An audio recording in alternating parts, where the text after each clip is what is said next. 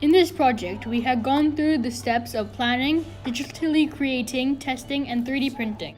Firstly, we came up with our own ideas, and then we merged it into one.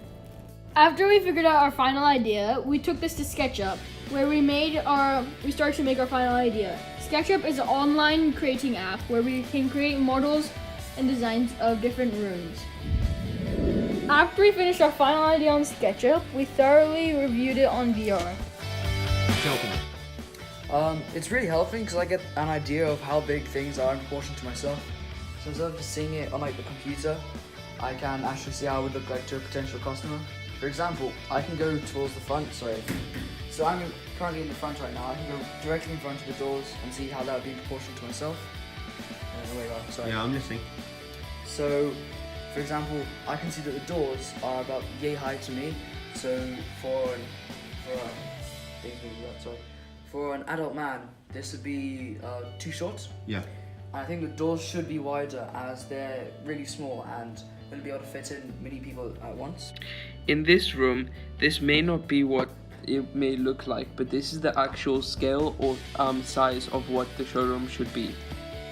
Into the showroom will be accessed via 2 large window glass sliding doors, through which the viewer can witness the range of cars displayed. Along the back wall, there will be sliding doors on the far right corner which lead to the conversing room where the customers can buy and talk with the employees.